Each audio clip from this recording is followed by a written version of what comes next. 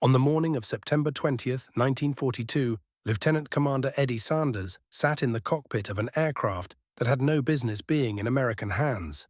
His fingers gripped the control stick, knuckles white with tension, despite the cool Pacific breeze drifting across Naval Air Station North Island in San Diego. Sweat beaded on his palms, not from fear, but from the weight of what he was about to do. The instrument panel in front of him told the story in a language not his own. Japanese characters stared back at him from every gauge and switch. Nothing felt quite right. The controls had an unfamiliar geometry. The entire cockpit smelled of machine oil and materials he couldn't quite identify. Beyond the curved windscreen, armed guards stood motionless around the hangar, their orders unwavering, since this extraordinary prize had arrived 3 weeks earlier. This was the most valuable aircraft in the world. And in just minutes, Sanders would become the first American pilot to fly it. He released the brakes. The Mitsubishi A6M2 Model 210 fighter began to roll forward, its engine producing a purr that was oddly smooth and reassuring. Everything that would unfold in the coming hours would change American fighter tactics forever. The secrets locked inside this machine would transform aviation, save lives, and ultimately doom Japan's grip on the Pacific skies.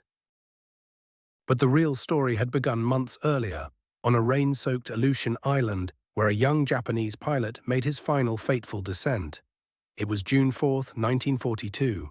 While American dive bombers were raining destruction on 4 Japanese carriers 300 miles to the east, a battle that would reshape the Pacific War, something equally consequential was unfolding in the remote Aleutian Islands of Alaska. A smaller drama, but one that would prove just as transformative.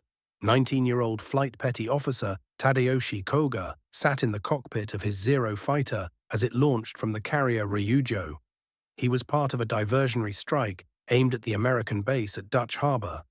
The morning played out exactly as the planners had scripted.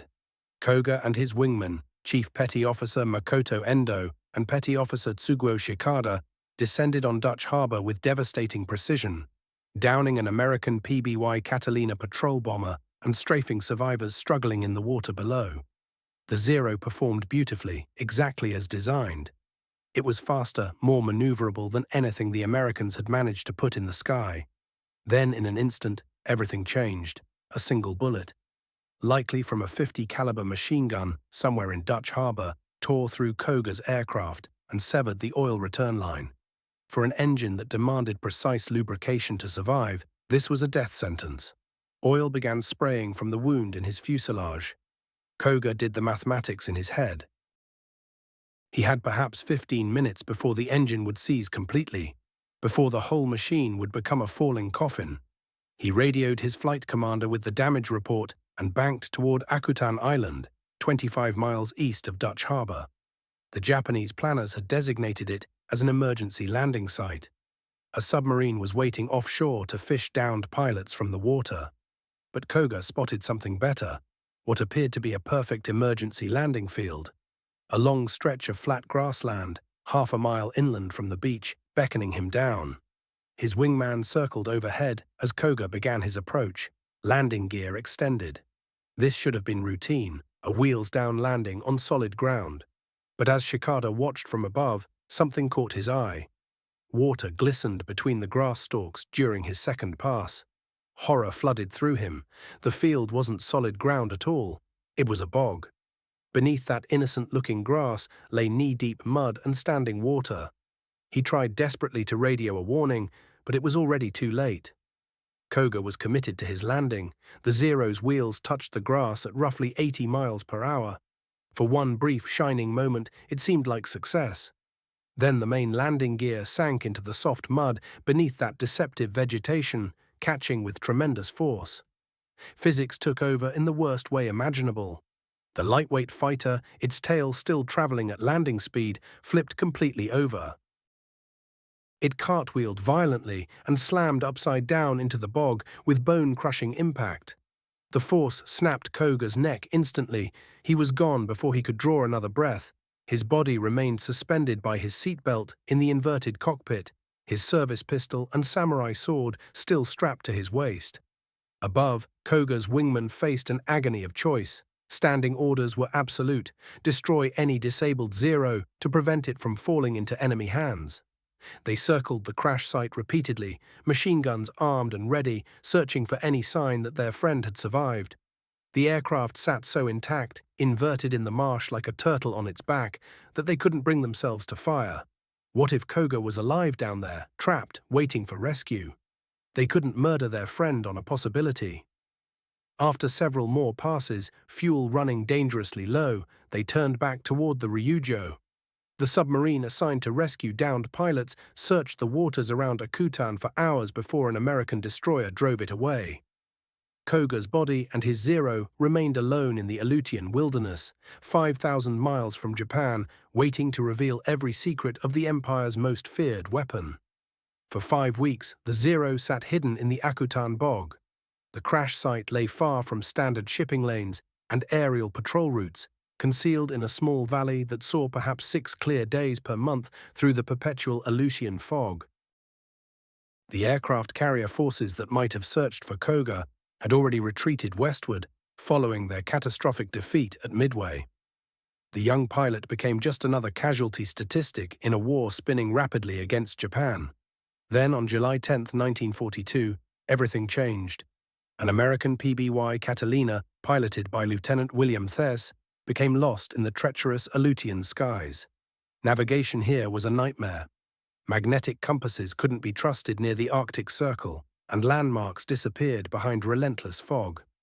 These had been navigating by dead reckoning when he spotted the Shumagin Islands through a break in the clouds. Recognizing where he was, he corrected course for Dutch Harbor, deciding to fly directly over Akutan Island rather than around it. It would save time and fuel. Machinist mate Albert Knack, serving as plane captain, happened to glance down at precisely the right instant. Through a temporary gap in the fog, something caught his eye. An unusual shape in the marsh below, something that didn't belong in this landscape. Those bright red circles on the wings were unmistakable. These circled the site several times, carefully noting the position on his charts. The Zero looked remarkably intact. A prize beyond imagination, he immediately returned to Dutch Harbor to report the discovery. Within hours, a recovery party landed near the crash site. What they found exceeded their wildest dreams. The Zero had come down in perhaps the only spot on Akutan Island where the bog was soft enough to cushion the impact while remaining firm enough to prevent the aircraft from sinking completely. The marsh had acted like a giant shock absorber, dissipating the tremendous forces that would have shattered the airframe on solid ground. Beyond a crushed windscreen, bent propeller tips, shattered landing gear and damaged wingtips, the aircraft remained fundamentally intact. The recovery team carefully extracted Koga's body from the cockpit and buried him with military honors on a hillside overlooking the site. They noted the extensive medical taping wrapped around his torso, suggesting either previous injuries or precautionary measures for high acceleration maneuvers. His personal effects, including his pistol and sword, were removed as intelligence materials. Now came the enormous challenge of extracting a fighter aircraft from an Aleutian bog. The operation consumed nearly 3 weeks of backbreaking labor in some of the most hostile conditions on Earth. Workers constructed a makeshift road using logs and planking, slowly winching the captured fighter across half a mile of treacherous ground to the beach, where it could be loaded onto a barge. Everything proceeded in perpetual damp cold, with equipment freezing or rusting overnight. But the prize justified any hardship. By late July, the Zero had been loaded aboard a cargo ship bound for the United States. The vessel carrying history's most important captured aircraft departed the Aleutians in early August, sailing south through waters that just weeks before had been hotly contested by Japanese and American fleets. The captured Zero arrived in Seattle on August 1, 1942. It was transferred immediately to a barge for the journey to Naval Air Station North Island near San Diego. The aircraft reached San Diego in mid-August, unloaded under heavy guard, and moved into a secure hangar. Military police stood watch around the clock, ensuring no souvenir hunters could damage this invaluable prize. Word of the capture spread through Navy aviation circles like electricity. For the first time since the Zero's devastating appearance at Pearl Harbor, American engineers and pilots would have the chance to examine the legendary fighter in meticulous detail. Navy Captain William Leonard, who would later command a carrier division in the Pacific, called it a treasure that unlocked so many secrets at precisely the moment when those secrets mattered most. Marine Lieutenant Colonel Kenneth Walsh, who would survive the war as an ace with 21 kills, would later state that knowing how to handle a Zero on his tail, information gained directly from studying Koga's aircraft, saved his life multiple times. The restoration began immediately. Every day the aircraft remained grounded meant another day American pilots faced an enemy they didn't fully understand. The restoration team worked around the clock, carefully documenting every detail of the aircraft's construction while simultaneously repairing the crash damage. The work proceeded with astonishing speed, driven by urgency and the recognition that this single machine might hold the keys to victory in the Pacific Air War. The restoration revealed immediate insights into Japanese design philosophy. The Zero was built like a precision watch, one engineer observed, with flush rivets throughout the airframe and guns mounted flush with the wing surfaces to minimize drag. Every component served a purpose, every ounce mattered. The instrument panel displayed remarkable simplicity, no unnecessary clutter, just essential gauges arranged for instant readability. Inspection panels could be opened by simply pushing on marked spots, releasing internal latches with a finger. The entire aircraft could be disassembled and reassembled with minimal tools, a crucial advantage for field maintenance on primitive island bases. The team discovered that the Zero weighed between 5,300 and 6,165 pounds fully loaded, roughly 2,000 pounds lighter than the American F6F Wildcat. This extraordinary weight savings came from multiple design choices. The Zero provided no armor protection for the pilot, instead relying on superior maneuverability to avoid being hit. The fuel tanks weren't self-sealing, trading safety for reduced weight and increased capacity. The airframe itself used minimum structural material, just enough strength for anticipated loads with zero safety margin. The Zero represented a fundamentally different design philosophy than American fighters, where American aircraft prioritized pilot protection and structural ruggedness. Accepting weight penalties for survivability, the Zero sacrificed protection for sheer performance. It was a fighter built to win through superior agility rather than absorbing punishment. The captured aircraft revealed additional secrets. The engine, a 14-cylinder Nakajima Sakai radial producing approximately 950 horsepower, used a float-type carburetor that would prove significant in combat situations. The wings folded for carrier storage using a simple manual mechanism requiring no hydraulic systems. The control surfaces were fabric-covered over metal frames to keep weight minimal. Most remarkably, the armament was formidable for such a lightweight machine. Two 7.7mm machine guns firing through the propeller arc and two 20mm cannons mounted in the wings. By September 20th, just 41 days after arriving in San Diego, the Zero was ready to fly.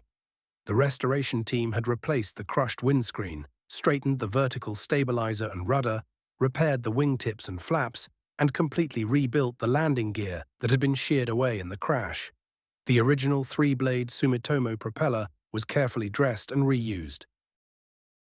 The captured aircraft received fresh paint. The red Japanese Hinomaru roundels were covered with American blue circles and white stars. It looked like an American aircraft wearing a Japanese disguise. Lieutenant Commander Eddie Sanders, selected as chief test pilot for the entire project, had spent the previous week studying every aspect of the Zero. While mechanics completed the restoration work, he sat in the cockpit for hours, familiarizing himself with the Japanese instruments, memorizing the control layout, preparing his mind for a flight unlike anything he'd attempted before. Sanders was an experienced test pilot, but he was about to fly an enemy aircraft whose flight characteristics could only be guessed from intelligence reports and observations made in actual combat. If those reports were accurate, the Zero was faster, climbed better, and turned tighter than any American fighter. If those reports were wrong, or if the captured aircraft carried hidden damage, Sanders might not survive the first flight. On the morning of September 20th, 1942, Sanders climbed into the Zero's cockpit as pilot rather than student. Ground crew started the engine, which caught immediately and ran smoothly.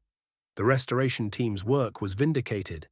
Sanders taxied toward the runway, acutely aware that dozens of engineers, intelligence officers, and Navy brass were watching from the tower and flight line, holding their breath. He pushed the throttle forward and felt the Zero respond instantly. The lightweight fighter surged down the runway with an almost eager acceleration, gathering speed rapidly beneath him. When the nose lifted, it came away from the tarmac after barely any ground distance at all, climbing at an angle that would have impressed any test pilot evaluating American aircraft. Over the next 60 minutes, Sanders methodically put the machine through its paces, probing carefully into how it performed across different flight regimes. He climbed higher, feeling out the stall behavior, worked through a series of basic flight maneuvers, and began to understand how this aircraft responded to his inputs. What emerged from that opening flight session would fundamentally alter everything going forward. One weakness jumped out immediately. When airspeed crept past 200 knots, the control surfaces stiffened considerably. Rolling the aircraft became sluggish and labored, demanding far more force on the stick than seemed reasonable. Sanders documented this troubling discovery in his official report. The Zero wanted to bank left, but resisted rolling right. This aileron problem revealed itself at speed and caught him off guard. Down low, where the air was thicker and speed stayed moderate, the Zero behaved exactly as advertised, turning tighter than anything the Americans had in the air. Up higher, though, above 200 knots and roughly 230 miles per hour, those same control surfaces became heavy and uncooperative. The fabric stretched over the control surfaces would balloon outward under air pressure at high speed, requiring the pilot to haul back with tremendous force just to overcome the resistance. American fighters used solid metal coverings and hydraulic assistance that kept full authority regardless of airspeed. A second critical flaw revealed itself when Sanders aggressively pushed the control stick forward. Pulling negative Gs, the engine sputtered and quit cold. The carburetor design, built for normal and zero-gravity conditions, couldn't deliver fuel when the aircraft pointed downward and the pilot pulled negative Gs. Restarting happened once positive acceleration returned, but those few seconds transformed the fighter into a glider with no engine. The tactical implications struck Sanders immediately as he thought through what this meant in combat. Any American pilot caught turning with a pursuing Zero and unable to escape suddenly had a solution. Sanders noted carefully in his report.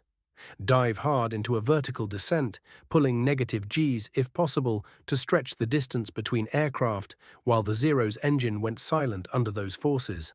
Once airspeed climbed past 200 knots, bank hard to the right before the pursuing Zero pilot could line up for a gun pass.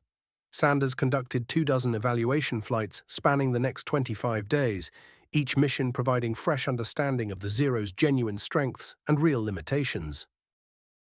Various altitudes, power settings, and weapons configurations all came under examination. He flew mock combat missions against other test pilots flying American fighters, including the F6F Wildcat and newer designs. The accumulated intelligence proved remarkable in its depth. Maximum speed came in slightly below what the F6F Wildcat could achieve, contrary to field reports suggesting the Japanese fighter enjoyed a speed advantage. Sanders wondered if weight added during the restoration might explain this, since the repair crew had struggled to locate identical replacement materials for every component. Yet the Zero's incredible range, surpassing 1,900 statute miles, left every American carrier fighter far behind. The aircraft could stay aloft for over 6 hours straight, allowing it to shepherd bombers across vast distances or sweep patrol routes across enormous ocean areas. The climbing performance left American fighters behind as well, reaching 20,000 feet, while American aircraft struggled to climb to 15,000. In turning engagements flown slowly, the Zero completed a full 360, while American fighters managed barely 270 degrees. These capabilities explained why early fighting had gone so decisively toward Japanese pilots. When aircraft slugged it out at low speed turning hard, the Zero simply outclassed everything America had deployed in late 1941 and into early 1942. Yet Sanders's evaluations uncovered that these advantages rested on exploitable weaknesses. The sparse construction meant combat damage proved catastrophic. Bullet strikes that would cripple an American fighter often spelled doom for the Zero, lacking armor plates and self-sealing tanks. Analysis of the captured materials showed decent aluminum alloys, but the Japanese had used thicknesses that American engineers would have rejected as dangerously thin. The Zero was engineered to minimum specifications with zero margin for battle damage. Sanders's comprehensive reports wove all the test findings into usable battlefield intelligence. American pilots must avoid slow-speed turning engagements where the Zero reigned supreme. Instead, they should execute diving attacks using American fighters' superior high-speed performance. When a Zero gave chase, American pilots should pitch downward steeply, ideally inducing negative acceleration to stop the Zero's engine. Then hard banking to the right at high speed, beyond the Zero's capability to follow. American fighters possessed tougher construction and bigger guns, enabling them to absorb punishment while dealing out concentrated firepower, destroying the fragile adversary. Fighting tactics needed to emphasize team coordination instead of individual heroics, with wingmen supporting each other through organized strikes that neutralized the Zero's turning advantage. Command quickly distributed these conclusions throughout the entire fleet with remarkable urgency. Pilots heading into combat received thorough briefings outlining the Zero's performance parameters and how to capitalize on vulnerabilities. Training squadrons incorporated the high-speed descent and hard right turn technique into standard instruction for all new aviators. Veterans who'd survived earlier Zero encounters suddenly understood their adversary and possessed concrete methods for prevailing. Morale among pilots surged dramatically. 8 months had passed watching an aircraft that seemed unbeatable, outturning and outclimbing everything they flew. They'd learned to respect and fear the Zero with good reason. Protocol demanded American pilots simply escape when jumped by Zeros, an admission of inferiority that stung deeply. Now, for the first time, they held concrete tactics and knowledge about defeating their opponent. The mystique surrounding the Japanese fighter started cracking, still formidable certainly, yet no longer untouchable. It possessed measurable weaknesses, and American pilots now grasped precisely what they were and how to exploit them. Yet the Akutan Zero's most profound impact wasn't tactical knowledge at all. The captured aircraft's genuine legacy lay elsewhere, in the development of a fighter already in progress when Koga went down in the Aleutians. The Grumman F6F Hellcat would transform American pilot training into crushing battlefield superiority. How the Hellcat came to exist and how the Akutan Zero shaped its development forms another crucial chapter. Historical debate continues about whether the Hellcat represented direct design based on the Zero or whether timing made that impossible. The actual story involves parallel development paths, perfectly timed intelligence sharing, and Grumman's skill at incorporating combat lessons, even as their fighter approached production. January 1942 found the engineering offices at Grumman Aircraft on Long Island, New York. Leroy Grumman reviewed preliminary sketches for what would eventually become the Hellcat fighter, and the performance numbers on paper worried him. The Navy demanded a replacement for the Wildcat, an aircraft faster and more capable to address alarming reports about Japanese air dominance flooding in from Pacific combat zones. Grumman's chief engineers Jake Swerble and Bill Schwendler had developed what amounted to an enlarged, more muscular version of the Wildcat. The concept appeared solid theoretically, but Grumman sensed it might prove insufficient. Reports arriving through early 1942 painted an increasingly troubling picture from the Pacific theater. American pilots faced outgunned opposition from Japanese Zeros in every engagement. The F4F Wildcat, Grumman's current production fighter, wasn't holding up despite its solid design and rugged construction. Pilot accounts consistently reported the Zero climbing faster, turning tighter, and reaching farther than the Wildcat across virtually every measure. A substantially superior fighter had become urgent necessity. Grumman's initial design, designated the F6F, centered on the Wright R2600 Cyclone engine producing 1,700 horsepower. That represented more thrust than the Wildcat's 1,200 horsepower Pratt & Whitney R1830. Yet Grumman questioned whether that margin would prove adequate. Development of the F6F had started mid-1941, with formal Navy contracts awarded June 30, 1941, roughly a year before Koga's Zero crashed into the Aleutians. Design efforts accelerated through early 1942, propelled by pressing Navy demands and Grumman's understanding that this war would be decided in the air above the Pacific. The Bureau of Aeronautics maintained close collaboration with Grumman's engineers, drawing on reports from combat pilots returning from Pacific deployments. On April 22, 1942, barely a month before the Battle of Midway and 7 weeks before Koga's final flight, Lieutenant Commander Edward O'Hare visited Grumman's Long Island facility. O'Hare, just back from aerial combat defending the carrier Lexington against attacking bombers and earning the Medal of Honor for his heroism, sat down with Grumman's design team to discuss how the F6F Wildcat actually performed against the Zero. His assessment sobered everyone in the room.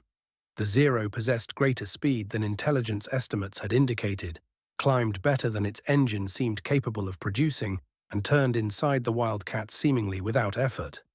O'Hare stressed that American fighters desperately needed more horsepower, better rate of climb, and visibility improvements so pilots could spot enemies more easily. Just the day before meeting Grumman's engineers, O'Hare had stood with President Franklin Roosevelt receiving the Medal of Honor. The president asked point-blank what a new naval fighter should possess. O'Hare's answer came straight and unforgettable: a machine that climbs faster. Bureau of Aeronautics, Lieutenant Commander A.M. Jackson worked directly alongside Grumman personnel, directing revisions based on battlefield experience. Jackson pushed specifically for relocating the cockpit higher in the fuselage, angling the front section downward toward the engine, providing pilots dramatically improved visibility forward. He impressed upon Grumman's team that you cannot shoot what you cannot see. These modifications made it into the F6F design before anyone even knew the Akutan Zero existed. April 26, 1942, 5 weeks before Koga's final mission, brought the decision that would shape the Hellcat's entire character. Combat reports flowing from the Pacific and O'Hare's insights led Bureau leadership to direct Grumman to install a more potent power plant in the second prototype. The Wright R2600 got abandoned in favor of the Pratt & Whitney R2800, an 18-cylinder radial producing 2,000 horsepower. That same engine powered the Vought Corsair and Republic Thunderbolt, representing a 50% boost over the original design's output. Grumman accepted and immediately began strengthening the entire airframe to manage the additional power. Engine mounting points needed reworking, cooling systems required redesign, and structural members throughout the aircraft demanded reinforcement. Development schedules slipped, but performance improvements would justify the delays. Grumman calculated the new engine would deliver 25% better performance overall. Multiple factors converged, making that engine change essential. The R2800 had demonstrated reliability in previous testing, and manufacturing was ramping up for other programs. Pratt & Whitney could supply engines without the delays plaguing the Wright R2600 program. Most crucially, pilot accounts indicated that minor improvements wouldn't suffice. American aviation needed a major performance leap to match or exceed Zero capabilities. The first prototype, the F6F1, still equipped with the Wright R2600 Cyclone, took to the air on June 26, 1942, piloted by Bob Hall. This occurred 8 days before Koga's final flight and 6 weeks before the Akutan Zero was ever discovered. The prototype handled well with no significant problems, but the 1,700 horsepower Cyclone confirmed Grumman's original doubts about insufficient power. The second prototype, designated F6F3 and mounting the new 2,000 horsepower R2800, first flew July 30, 1942. That came 20 days after the Akutan Zero's discovery, but 2 months before it would be flying and undergoing evaluation. The F6F3 exceeded expectations dramatically. The extra power revolutionized the design, supplying the rate of climb and velocity required to compete with the Zero as a genuine equal. The Hellcat's development persisted through the following months. Throughout summer 1942, Grumman's team kept refining based on fresh combat reports and Pacific theater intelligence. When the Akutan Zero reached San Diego in mid-August, Technical analysis began reaching the Bureau of Aeronautics and Grumman within days. The captured fighter hadn't yet resumed flight, but physical inspection yielded vital facts about construction, weight, weapons fit, and fundamental design thinking. This intelligence arrived when development proved most malleable. The core design was locked, engine selected, and prototypes already flying. Production hadn't commenced yet, permitting design refinements to proceed relatively straightforwardly. Grumman's designers examined the Zero intelligence with close attention, seeking advantages that would ensure their fighter not merely equaled, but surpassed the Japanese machine. The Zero weighed somewhere between 5,300 and 6,100 pounds when fully loaded. The Hellcat would exceed 24,000 pounds. That massive weight disadvantage, more than doubling the Zero's mass, demanded compensation through extra power and superior engineering. Grumman's fundamental philosophy diverged sharply from Japan's approach, where the Zero sacrificed protection for raw capability. Grumman's fighter would provide both protection and performance. Roy Grumman, the company's founder, looked closely at everything known about the Zero and made a crucial choice. He concluded that Grumman could build a fighter matching or even exceeding the Zero's capabilities in most ways while maintaining serious pilot protection. The F6F would pack extra power from the R2800 engine to handle the added weight of armor plating, self-sealing fuel tanks, and a sturdy fuselage built to survive punishment. This single decision rippled through every stage of development that followed.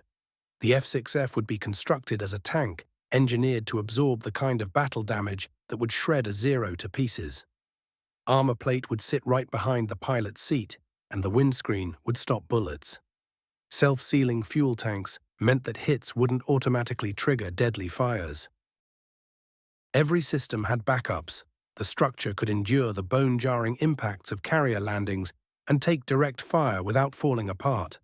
Raw engine power and clever engineering would more than make up for carrying all that extra weight. Combat reports kept flowing in, and so did test results from September and October when Sanders put the Akutan Zero through its paces. These findings shaped specific choices as the F6F moved closer to full production. The wing design prioritized high-speed flight, with an airfoil shape and control surfaces completely different from the Wildcat. Hydraulic power boosted the ailerons and covered them in metal, giving the pilot complete control authority no matter the speed. This directly tackled the problem Sanders had uncovered in the captured Zero. At high speeds, those ailerons became nearly useless. An F6F would roll and maneuver effectively at speeds where a Zero's controls locked up and became unresponsive. The fuel system switched to a pressure carburetor instead of the float type the Zero used. This kept the engine running even under negative G-forces, eliminating the fatal weakness Sanders had exposed during his dives.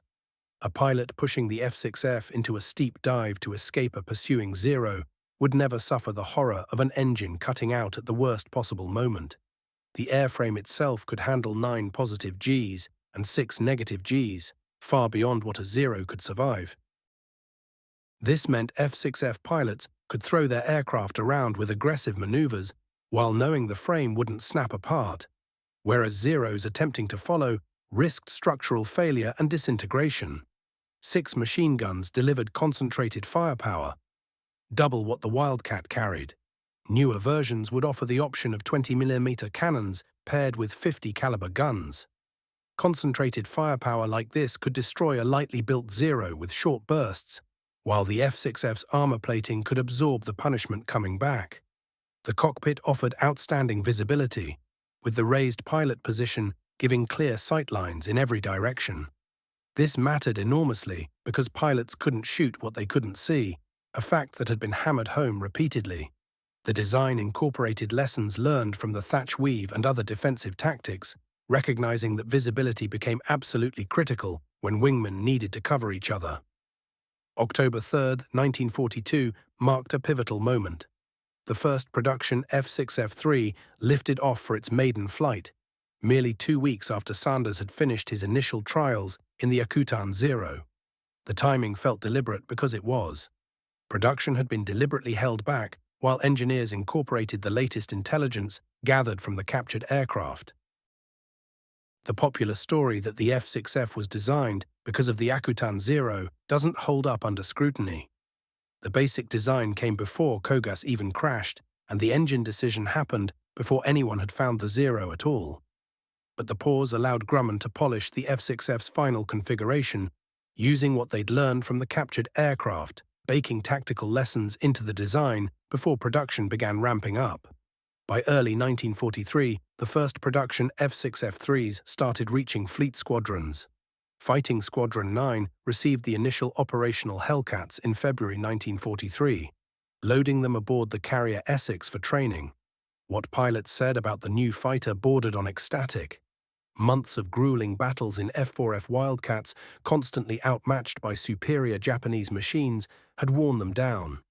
The F6F felt like stepping into the future. It climbed faster, flew faster, packed more punch, offered better visibility, and felt solid in a way the Wildcat never managed. Pilots discovered something else quickly. The F6F was remarkably straightforward to fly. Grumman had deliberately designed it for relatively inexperienced pilots fresh out of training school. Wartime meant the fleet would flood with new aviators, and the F6F needed to handle that reality. It had no vicious quirks, no hidden characteristics waiting to kill a careless pilot. It was steady, predictable, forgiving of mistakes. Carrier landings, the most nerve-wracking part of naval aviation, became almost routine in the Hellcat. The robust landing gear absorbed impacts that would have collapsed weaker aircraft. The visibility let pilots nail their approach glide path. The controls stayed responsive at the low speeds demanded by carrier approaches. Production accelerated at an astonishing pace. Grumman opened a new facility at Bethpage specifically for Hellcat manufacturing, rolling out the first aircraft before the factory buildings were even completely finished. At peak production in 1944, Grumman churned out 644 aircraft in a single month. One Hellcat per hour, a production record never surpassed.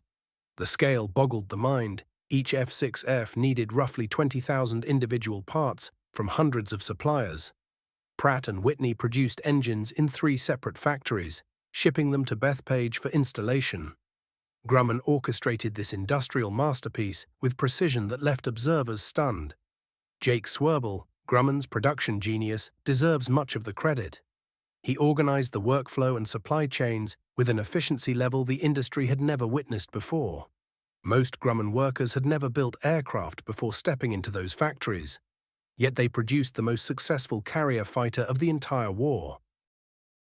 From the first production flight in October 1942 through the end of fighting in November 1945, roughly 37 months, Grumman delivered 12,275 F6F Hellcats from a single factory complex.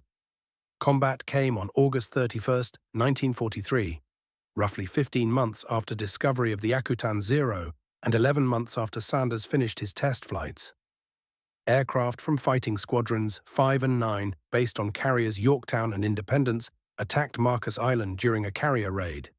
The mission succeeded completely. No Japanese fighters launched in response, and multiple enemy planes fell to fire on the ground. 2 Hellcats took anti-aircraft hits and went down.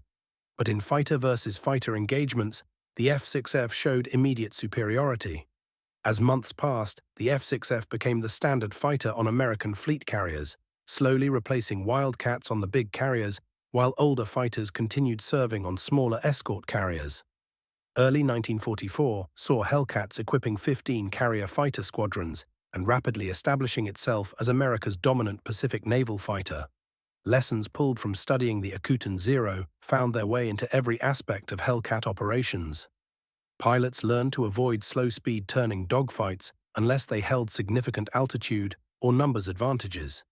Instead, F6F doctrine emphasized high-speed slashing passes, diving from altitude to build velocity, firing one pass, then climbing back up before more agile Zeros could respond. The Thatch Weave, developed by Lieutenant Commander John Thatch years before the Zero was captured, became standard defensive procedure for all Hellcat squadrons. When Zeros pounced, Hellcat pilots flew in mutually supporting pairs, weaving back and forth so that whichever pilot faced pursuit immediately got covered by head-on fire from his wingman. The tactic neutralized the Zero's superior turning by forcing the Japanese pilot to either disengage or accept a head-on engagement where the F6F's firepower and protection overwhelmed. Pilots were trained to use their speed and power to dictate the terms of battle. If circumstances favored engagement, attack. If not, use superior speed to escape, reposition, and strike from advantage. The F6F's climb rate meant pilots could regain altitude rapidly after diving attacks.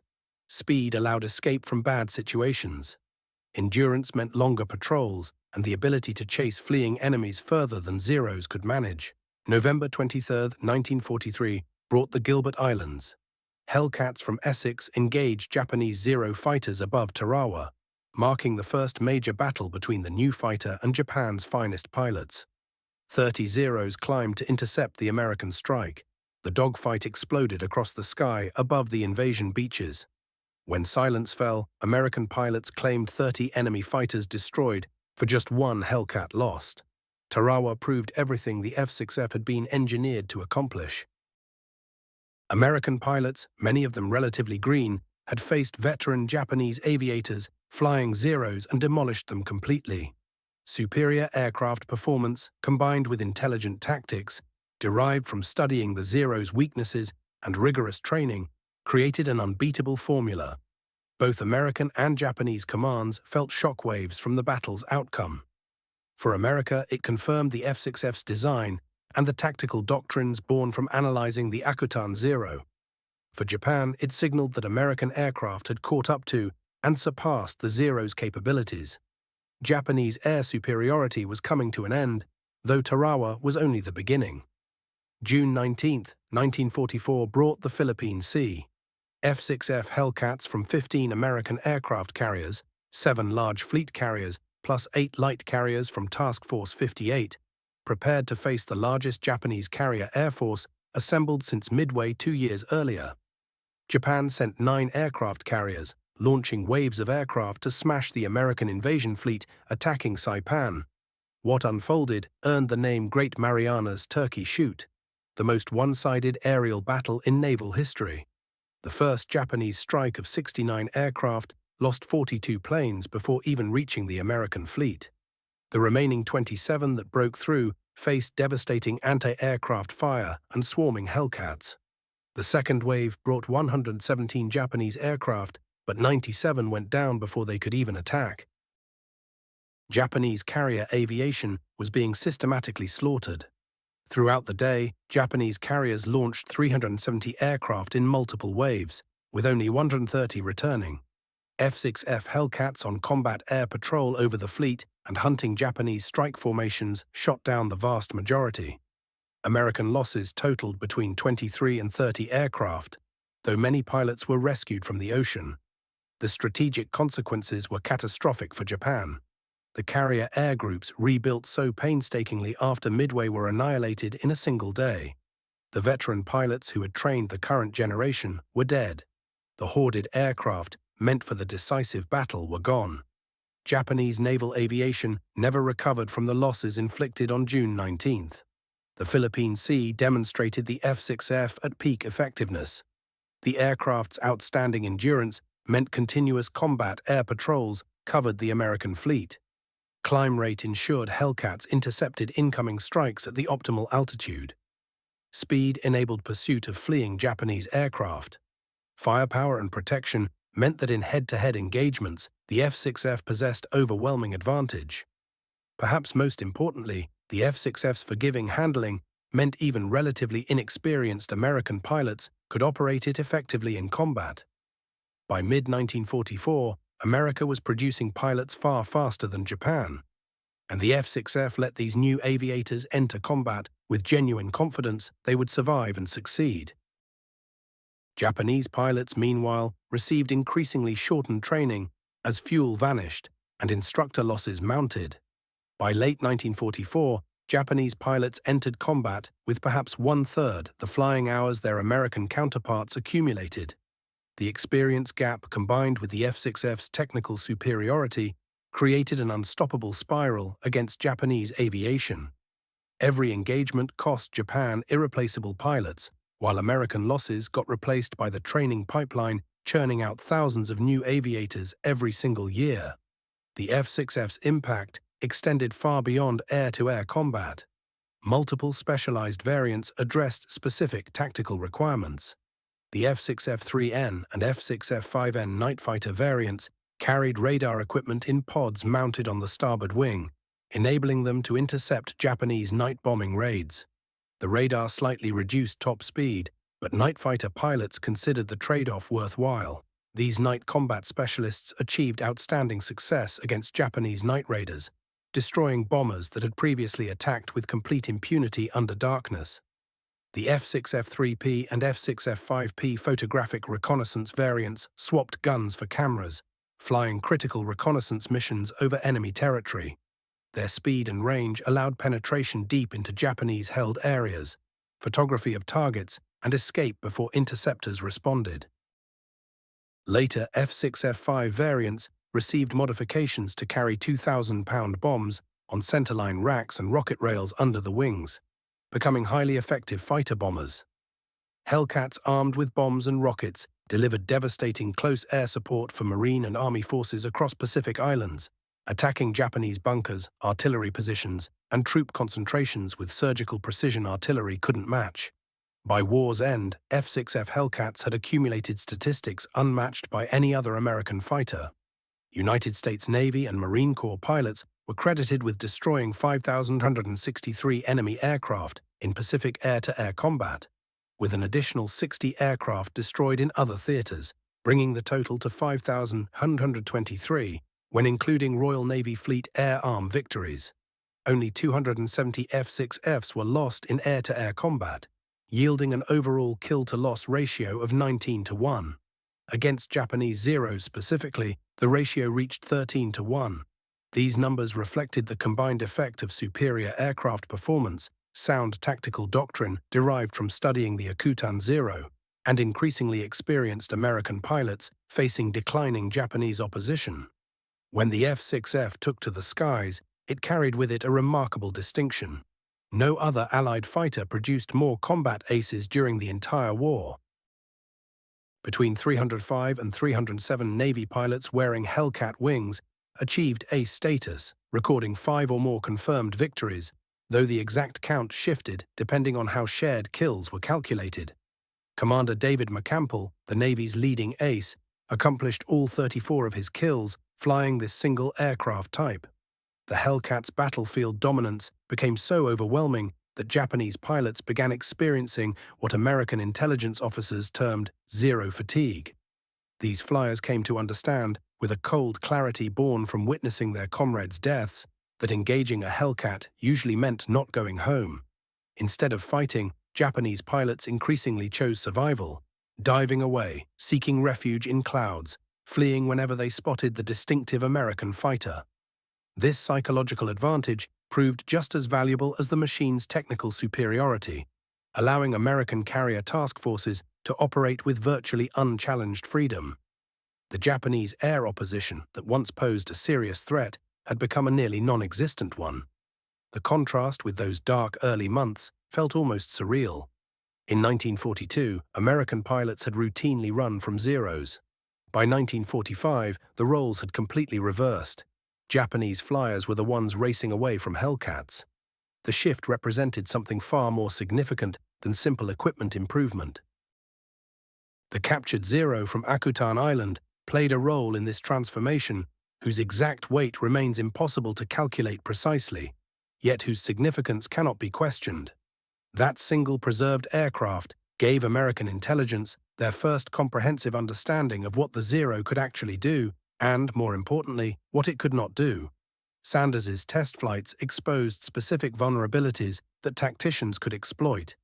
The technical information influenced critical decisions being made about the Hellcat's design at exactly the moment when modifications could still be built into the production aircraft. Perhaps more crucially, studying that captured Zero shattered something psychological, the belief that the Japanese fighter was unbeatable. The machine turned out to be something far more manageable, a warbird with distinct advantages in certain situations and severe limitations in others. The synergy between the Hellcat and the intelligence extracted from that Akutan aircraft transformed American carrier aviation.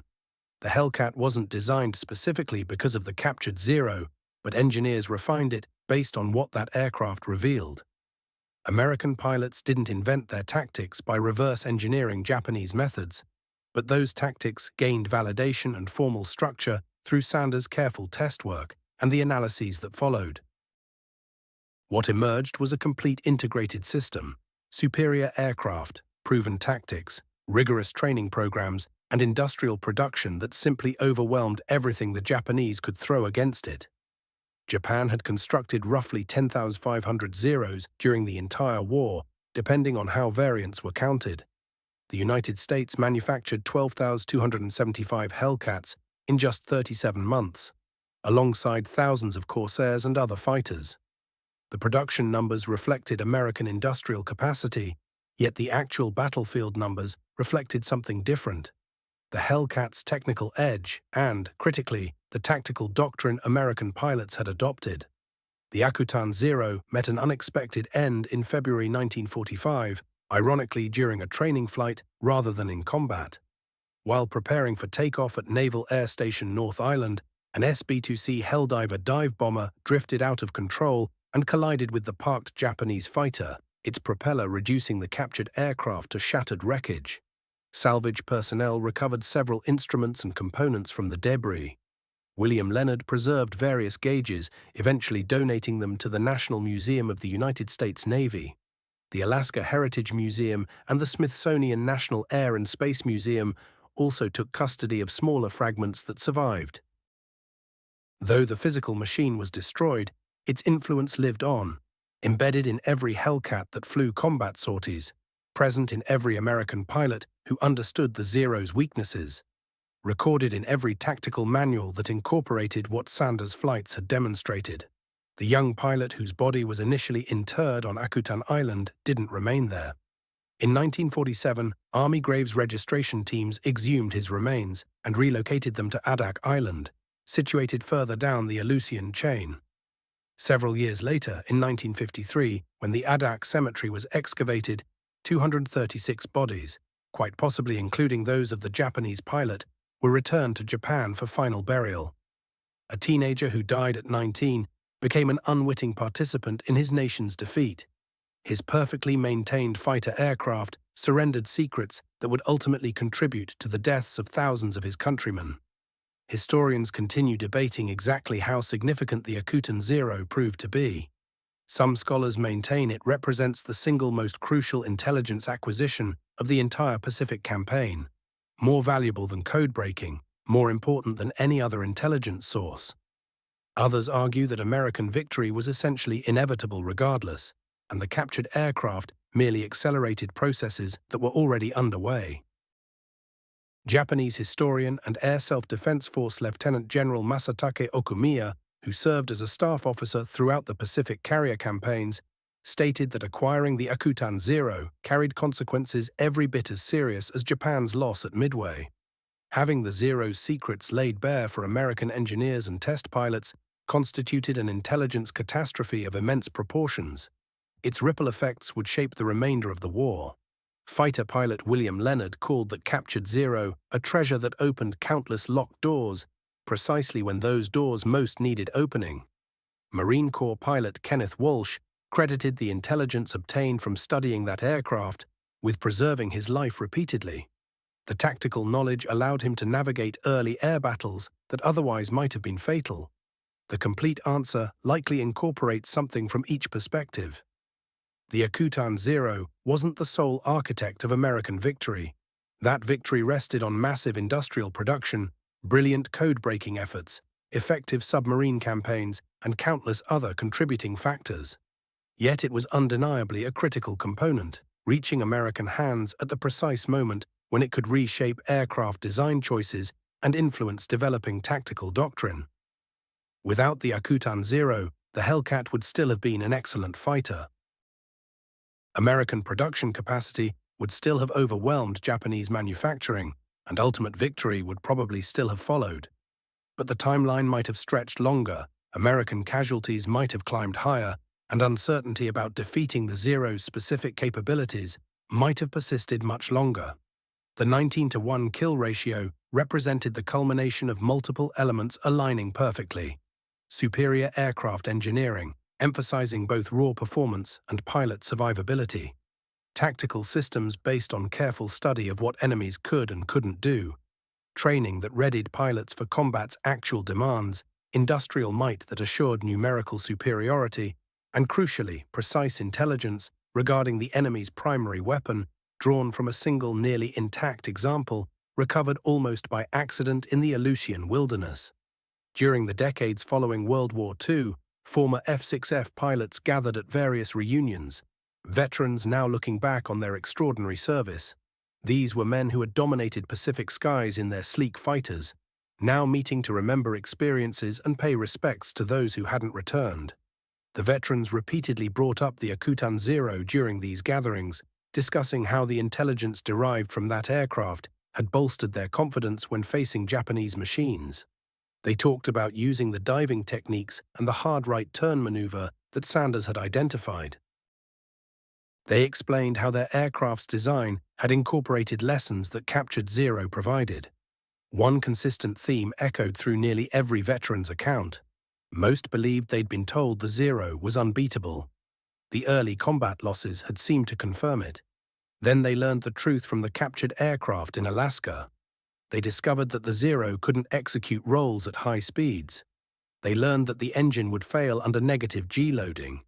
They realized the structure was fragile and would ignite if struck properly. Suddenly, the legend evaporated. It became simply another fighter, beatable if you made smart decisions in the air. The Hellcat provided the performance tools needed. The Akutan Zero provided the knowledge of how to use those tools most effectively. Combined, they gave American pilots something they previously lacked: genuine confidence when facing an opponent that once seemed invincible. The Hellcat remained active throughout the war's final months, gradually supplemented by Corsairs as their carrier landing challenges were resolved. After Japan's surrender, Hellcats disappeared from frontline squadrons remarkably quickly, replaced by jet fighters and newer propeller-driven designs. Reserve squadrons operated them into the early 1950s, while others became target drones or were dismantled for scrap. The Navy retired its last Hellcat in 1954, just 9 years after the war concluded. The rapid retirement illustrated how dramatically aviation technology had accelerated during and immediately after the conflict. Aircraft representing state-of-the-art capability in 1943 seemed hopelessly obsolete by 1954, incapable of matching jets traveling twice as fast and climbing 3 times as rapidly. Yet the Hellcat's combat achievements guaranteed its place in history would remain secure. Museums throughout America display preserved Hellcats, many restored to flying condition. At air shows and commemorative events, crowds watch these vintage warbirds perform, their distinctive engine sounds and silhouettes transporting viewers to an era when American naval aviation had achieved undisputed superiority through brilliant engineering and tactical mastery. Approximately 70 Hellcats survive worldwide in museums and private ownership, with 7 maintaining airworthy status, all located in America. These flying examples regularly appear at shows and historical gatherings, each flight symbolizing the 12,000 aircraft that rolled from Grumman's production lines, the roughly 34,000 pilots who flew them in combat, and the approximately 5,000 enemy aircraft they destroyed. The Akutan Zero endures today only in fragments preserved in various museums and in thousands of pages of test documentation archived in the national records. Yet its impact on the Pacific War vastly exceeded what its physical remains might suggest. A single aircraft recovered by fortunate chance, tested for several months, then destroyed in an accident, contributed to American success in ways impossible to measure with precision, but impossible to dismiss or minimize. Commander Eddie Sanders, the accomplished test pilot who first flew that Captured Zero, lived long enough to witness the combat triumph his work had helped enable.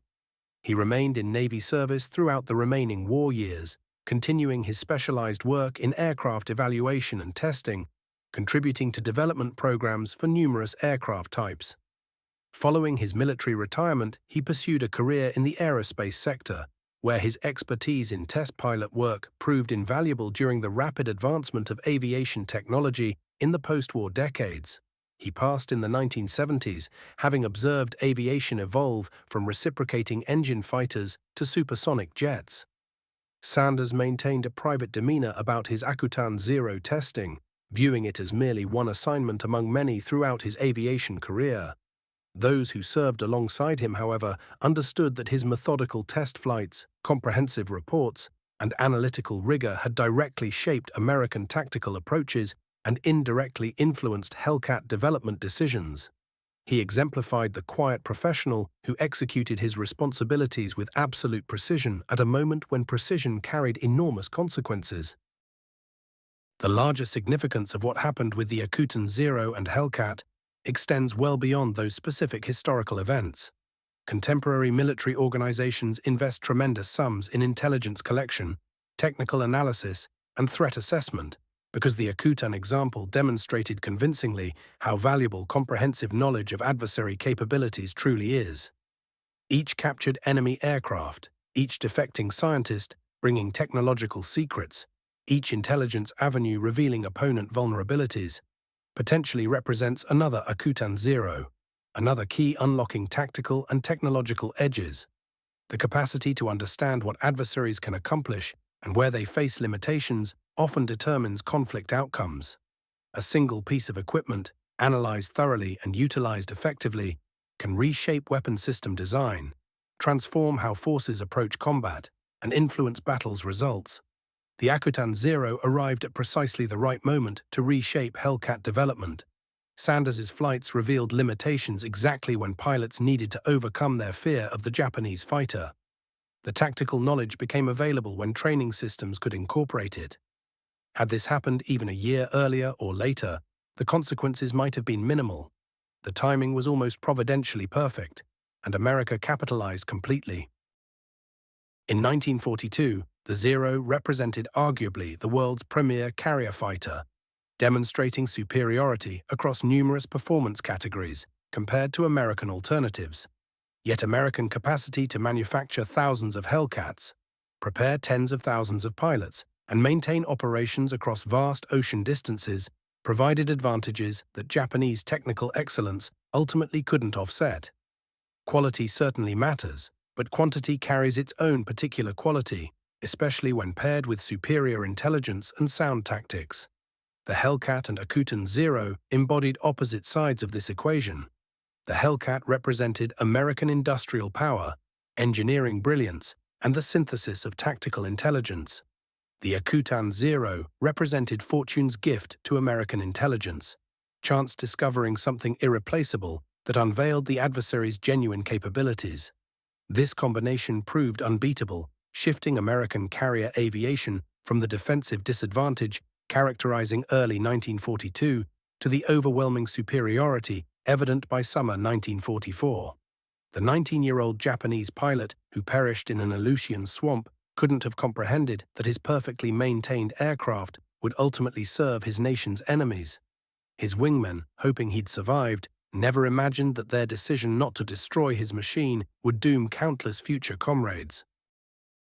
The American salvage teams, laboring in Alaska's harsh conditions, couldn't foresee they were recovering something invaluable: the solution to achieving air superiority across the Pacific.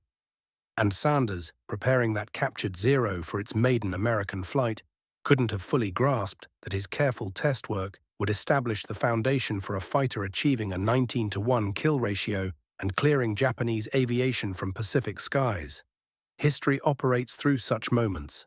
These instances occur when preparation meets opportunity, when fortune rewards those positioned to capitalize on it, when a single intelligence fragment reaches the right place at precisely the right time, carrying consequences extending far beyond what surface appearances might suggest. The Akutan Zero embodied exactly such a moment, and the Hellcat became its enduring legacy. One recovered aircraft, one capable test pilot, one critical instant when technical analysis and tactical doctrine converged perfectly, together creating a weapon system achieving 19 kills for every loss and ultimately sweeping Japanese fighters from the Pacific.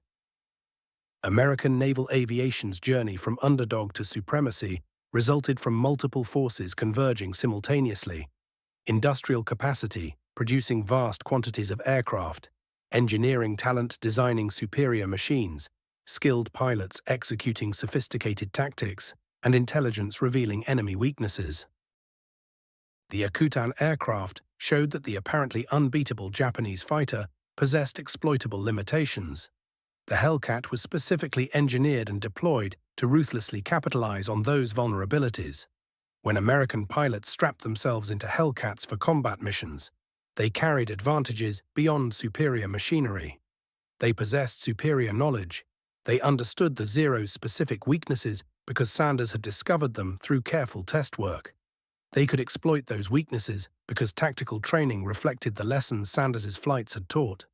They could face Japanese pilots with genuine confidence because evidence from the captured aircraft had demolished the mystique surrounding Japanese aviation superiority. The 19-to-1 kill ratio followed logically from these converging advantages. It represented what becomes possible when opportunity presents itself and skill transforms that opportunity into overwhelming dominance. The narrative of how one test pilot's captured aircraft helped transform the Hellcat into a 19-to-1 killing machine demonstrates something fundamental about warfare. Combat outcomes depend not exclusively on bravery and firepower, but equally on intelligence, tactical flexibility, and the capacity to learn from opponents. The Hellcat and Akutan Zero together created an aviation history chapter whose resonance persists across 8 decades. It stands as confirmation that occasionally humanity's greatest triumphs emerge not through destruction, but through understanding.